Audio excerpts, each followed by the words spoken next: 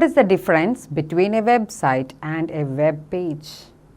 ഒരു web page എന്ന് പറഞ്ഞാൽ നമ്മൾ HTML ഉപയോഗിച്ചുകൊണ്ട് അല്ലെങ്കിൽ നമ്മൾ സാധാരണയായിട്ട് ഉണ്ടാക്കുന്നതായിട്ടുള്ള ഒരു വെബ് പേജ്. ബേസിക്കലി നമ്മൾ HTML ലാംഗ്വേജ് ആണ് യൂസ് ചെയ്യുന്നത്. അപ്പോൾ ഒരു സിംഗിൾ പേജ് HTML യൂസ് ചെയ്ത് ഉണ്ടാക്കിയതിനെ നമ്മൾ വെബ് പേജ് എന്ന് പറയുന്നു. അതുപോലെ ഒരു ഗ്രൂപ്പ് ഓഫ് വെബ് പേജസ് ഉണ്ടെങ്കിൽ അതിനെയാണ് നമ്മൾ വെബ്സൈറ്റ് എന്ന് പറയുന്നത്. അപ്പോൾ എന്താണ് പ്രധാനമായിട്ടുള്ള ഇത് രണ്ടും തമ്മിലുള്ള വ്യത്യാസം?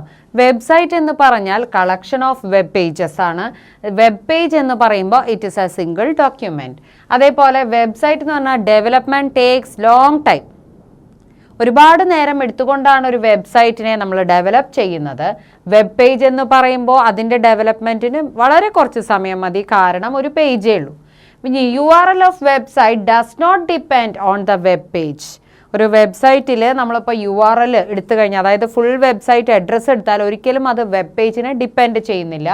അതേസമയം വെബ് പേജ് എന്ന് പറഞ്ഞാൽ URL പേജിൻ്റെ അഡ്രസ്സ് ആ വെബ്സൈറ്റിനെ ഡിപ്പെൻഡ് ചെയ്തുകൊണ്ടാണ് വരുന്നത്. അപ്പോൾ നമ്മൾ ഓരോ പേജായിട്ട് ക്ലിക്ക് ചെയ്യുമ്പോൾ നെക്സ്റ്റ് പേജസിലേക്ക് പോകണു. അപ്പോൾ നമുക്ക് അവിടെ നോക്കിക്കഴിഞ്ഞാൽ ആ URL കാണാൻ പറ്റും, അതായത് ഫുൾ വെബ്സൈറ്റ് അഡ്രസ്സ് കാണാം. അപ്പോൾ അതിൽ നിന്നാണ് നമ്മൾ പുതിയ പേജസിലേക്ക് എപ്പോഴും പോയിക്കൊണ്ടിരിക്കുന്നത്. അതാണ് ഉദ്ദേശിക്കുന്നത്. നെക്സ്റ്റ് സ്റ്റാറ്റിക് വെബ് പേജും ഉണ്ട്, ഡൈനാമിക് വെബ് പേജും ഉണ്ട്. എന്താണ് ഒരു സ്റ്റാറ്റിക് വെബ് പേജ് എന്ന് പറഞ്ഞാൽ? അതായത് ഒരു വെബ് ബ്രൗസറിലൂടെ നമ്മൾ ഒരു HTTP റിക്വസ്റ്റ് കൊടുക്കുകയാണ്. നമുക്ക് ഏതെങ്കിലും ഒരു വെബ്സൈറ്റ് വേണം, അല്ലെങ്കിൽ എന്തെങ്കിലും കുറച്ച് ഇൻഫർമേഷൻസ് വേണമെങ്കിൽ അതിനാവശ്യമായിട്ടുള്ള ഒരു റിക്വസ്റ്റ് നമ്മൾ കൊടുക്കുന്നു. ആ റിക്വസ്റ്റ് നമ്മൾ കൊടുത്തു കഴിഞ്ഞാൽ വെബ് സെർവർ എന്ത് ചെയ്യണു? വെബ് സെർവർ അതിനുള്ള റെസ്പോൺസ്, അതായത് റിസൾട്ട് നമുക്ക് തരുന്നു.